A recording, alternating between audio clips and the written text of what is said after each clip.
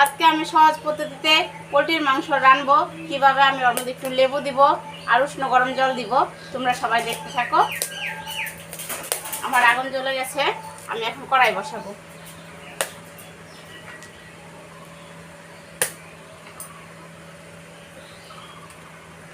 কড়াইতে আমি এখন অল্প জল দিব।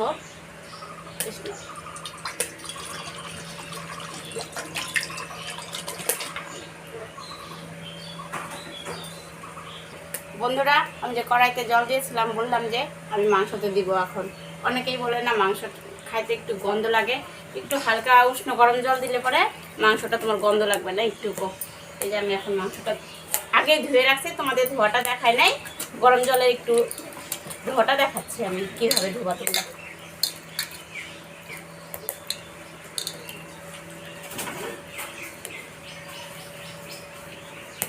আমার মাংস দেওয়া হয়ে গেছে, আমি এখন কড়াই বসাই দেব। আমার মাংসতে কি কি উপকরণ লাগছে আমি তোমাদের এখন দেখাবো। আমি এখানে 3টা আলু কেটে রেখেছি, কারণ আমাদের আলু ভালোবাসে মাংসটা, এই জন্যই আলু দিয়ে করব। আর যারা না খায় তারা দিবে না। আর আমার কি কি লাগছে, আমি এখানে গোটা পেঁয়াজ 2টা কাটা, শুকনো লঙ্কা, হলুদ, এটা শুকনো লঙ্কা বাটা, ধনে বাটা, জিরে বাটা, আদা বাটা, রসুন বাটা, পেঁয়াজ বাটা। আর এখানে আছে আমার কয়েকটা 2টার মতন গোটা রসুন, আর হলো একটা তেজপাতা।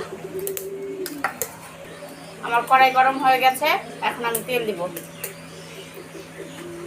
আমি তেলের মধ্যে একটু আলুটা ভাজবো।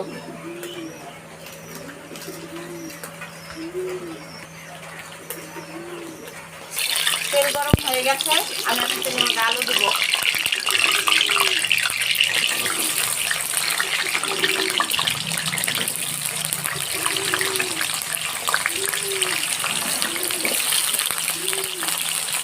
আলুটা আমি লাল লাল করে ভাজবো।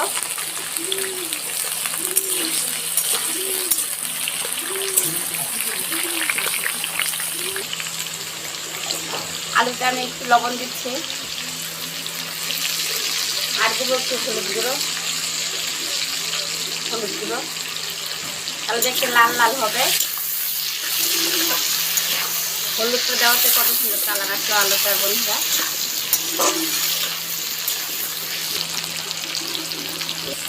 আমার আলুটা এখন ভাজা হয়ে গেছে, আমি এখন আলুটা নামাবো। লাল লাল হয়ে গেছে আলুটা, আর আলুটা সিদ্ধ হয়ে গেছে। এখন আমি আলুটা নামাচ্ছি।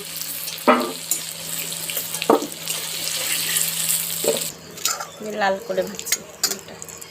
কড়াইতে আর একটু সর্ষের তেল দিব, কারণ আমি এখন মাংস দিব তো সাথে, আর মাংসতে তো একটু বন্ধুরা বেশি তেলই লাগে।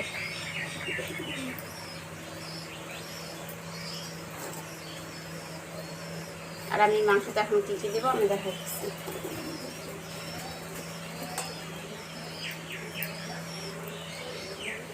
তেজপাতা,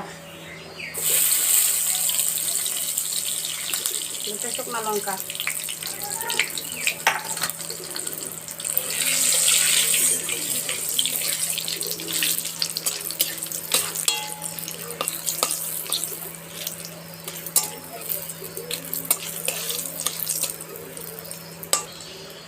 আমি দিব এখন ওই যে 2টা রসুন ছুলে রাখছিলাম যে রসুন,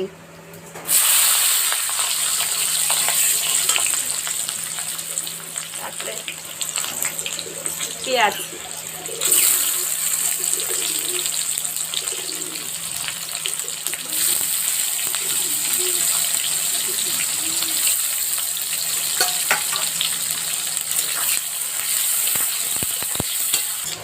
আমার পেঁয়াজটা ভাজা হয়ে গেছে, যে লালচে লালচে হয়ে গেছে। এর মধ্যে আমি দেব এখন মশলা একে একে। পেঁয়াজ বাটা,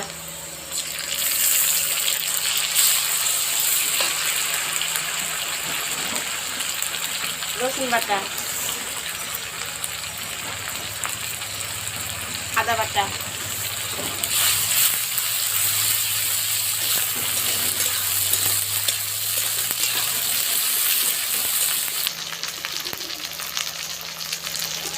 ধনে বাটা,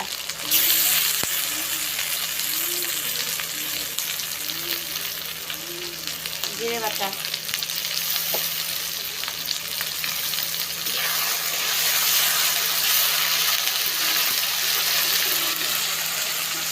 লঙ্কা বাটা, লঙ্কা বাটা,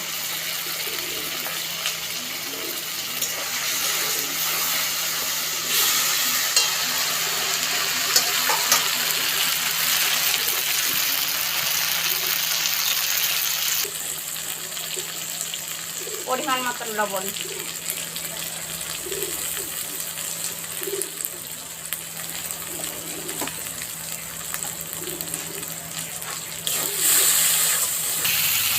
এখন দিব আমি হলুদ গুঁড়া,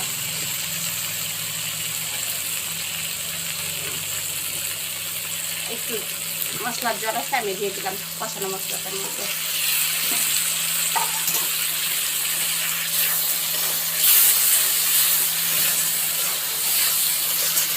মশলাটা দেখুন কত সুন্দর কালার।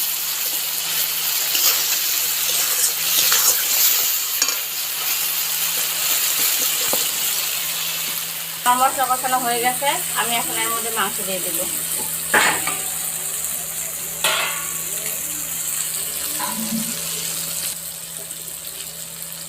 মাংস দিয়ে দিলাম।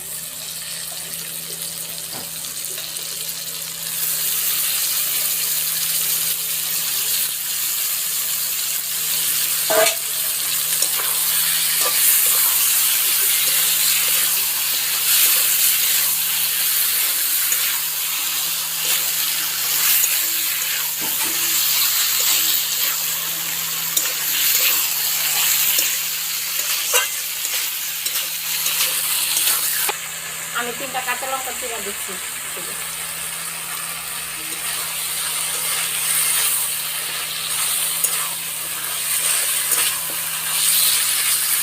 এখন আমি মাংসটা ঢাকা দিব।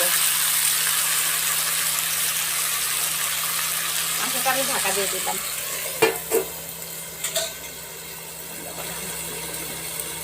দেখছি, দেখুন মাংসের জল বেরোচ্ছে।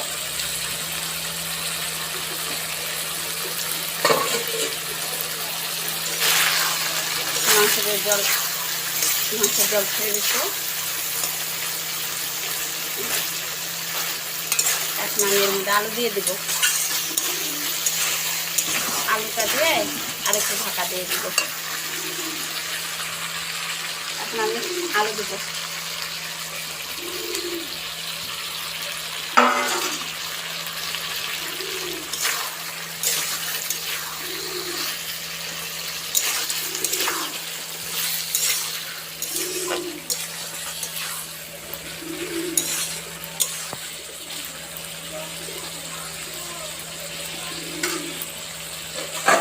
আমি আবার ঢাকা দিয়ে দিব।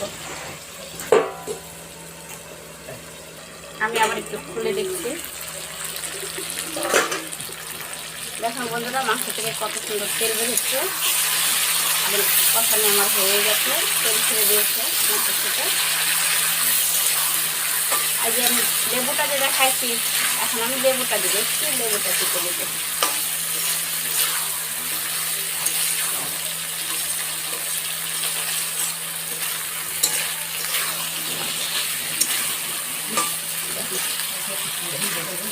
মাংসটা আমার কত সুন্দর তেল বেরোচ্ছে মাংস দিয়ে।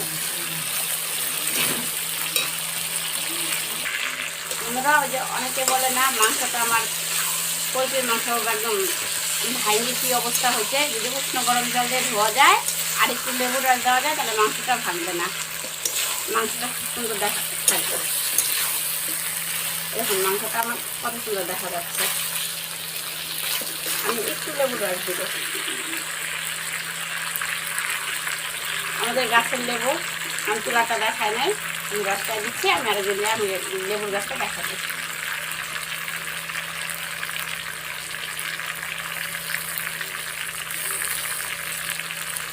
এক টুকরা দিয়ে আমি দিলাম।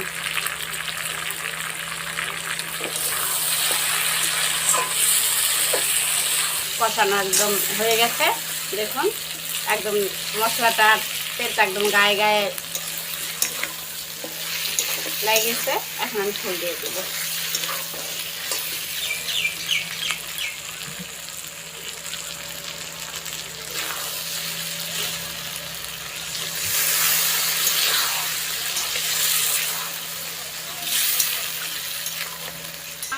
মিনিট জাল হয়ে গেছে।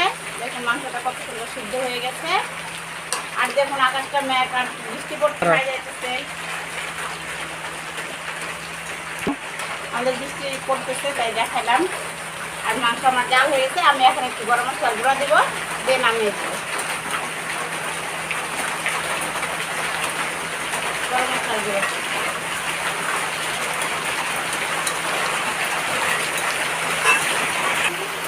একদম সহজ পদ্ধতিতে। অনেকেই বলে পোলট্রির মাংস খাইলে পরে গন্ধ করে। যদি একটু উষ্ণ গরম জল আর লেবু দেওয়া যায় একটু গন্ধ করবে না। বাড়িতে কেউ নাই, অনেকে ভাবে কীভাবে রাঁধবো। আর আমার এই রান্নাটা যদি ভালো লাগে, লাইক